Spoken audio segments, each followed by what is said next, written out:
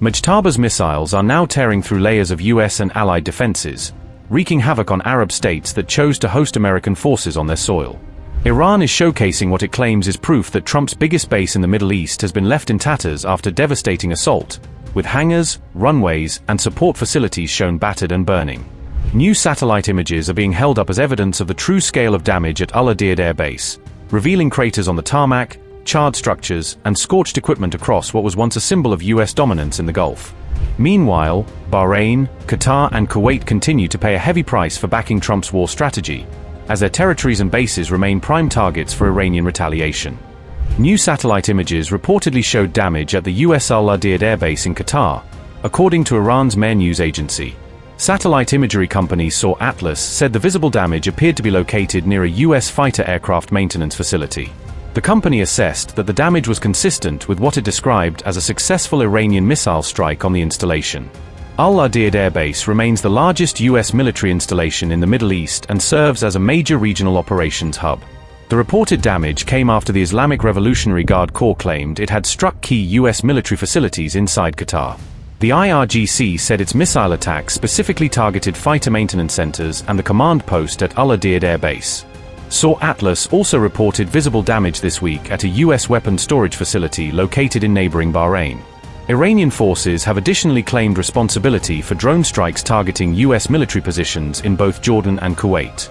The latest claims suggest Iran is attempting to expand military pressure across multiple US bases throughout the Gulf region.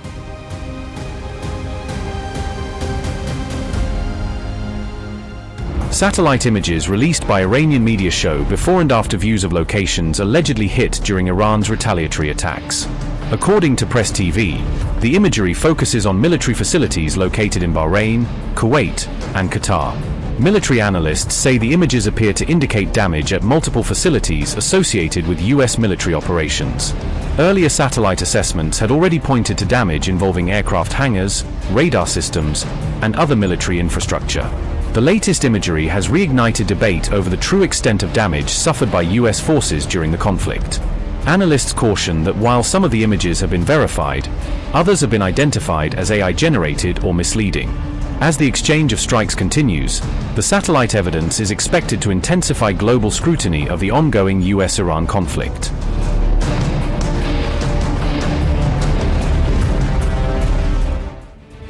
The United States has launched a third consecutive night of military strikes against Iran, signaling a major escalation in the conflict. President Donald Trump has ordered a fresh wave of attacks as US Central Command vows to keep increasing pressure on Iranian forces.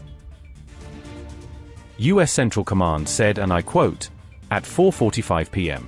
ET today, US Central Command began launching the third consecutive night of strikes against Iran, at the Commander-in-Chief's direction. These strikes will continue imposing a heavy cost on Iranian forces and degrade their ability to attack innocent civilians and commercial shipping in the Strait of Hormuz." Unquote. According to CENTCOM, the operation will continue until Iran's military capabilities are significantly degraded. The latest strikes are also aimed at protecting international shipping through the Strait of Hormuz. Fresh explosions have been reported across Bandar Abbas as the latest round of US strikes hit southern Iran.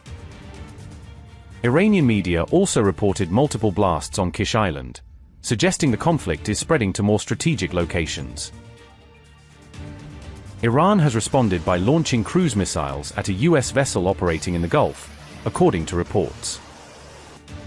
Tehran also claimed that its drone strikes targeted American military facilities inside Kuwait.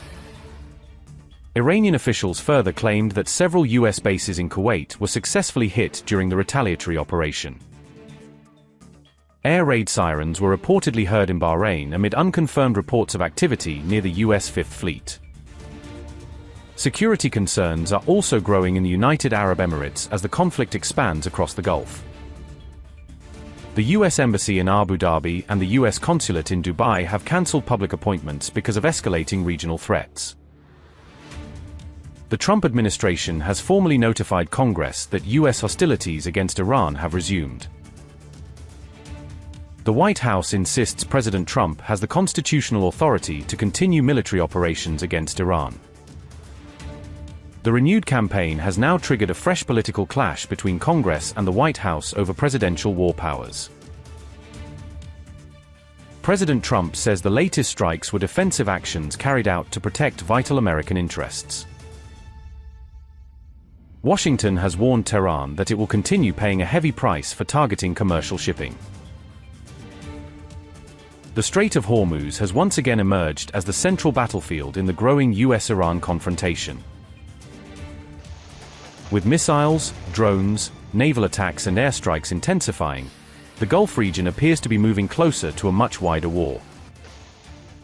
And we're hitting them very hard, and it'll continue, and we'll see what happens, but we're knocking out all of their offensive capability, and we're controlling the straits. We're putting the blockade back, and it's a blockade not for anybody but Iran. In other words, anybody doing business with Iran can't go through. Everyone else will be able to go through. So it's a blockade. It's a very strong blockade.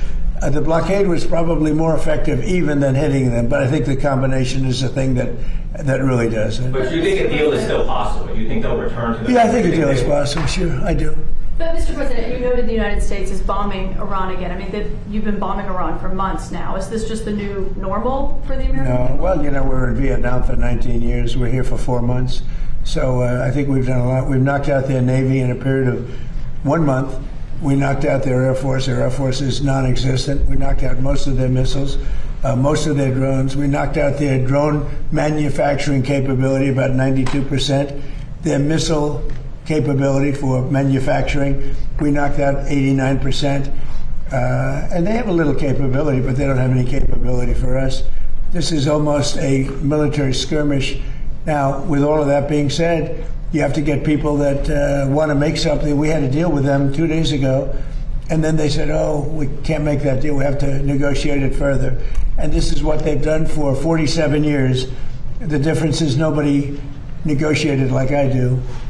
And this should have been done by Bush and Obama and Biden and people before them, frankly. It's 47 years they've been ripping off everybody and really hurting and killing thousands of people.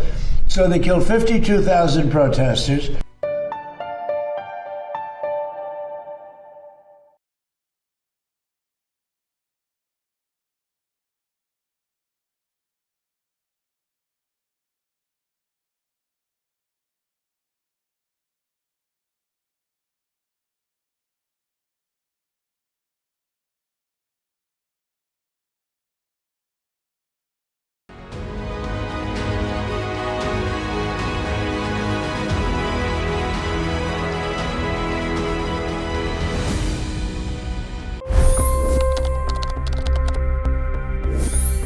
$25 crore गरीब गरीबी को परास्त करके बाहर निकले। For the good of our nation, let's work together and let's truly make America great again. The fastest news breaks. Requested PM saying that look, you will have to speak to Putin and to Zelensky. The biggest newsmakers. The relationship with India is probably the most important bilateral relationship the U.S. will have for the rest of this century. The capital delivered quite an election result today. Expert analysis. The million-dollar question today is how to stop this dance of death. Ground reports. I'm standing at the crossroad of the Kumbh Mela. Behind me are more than 100 entry ghats. Long-form interviews. Exclusionary politics is reflected in Manipur case as well. You don't bother because this is a small state. Have you ever wondered what happens when a banking dynasty meets tides of world history, intrigue, and a dash of myth? Why exactly did the US topple the Sheikh Hasina government? HT videos. We don't just break news, we break it down.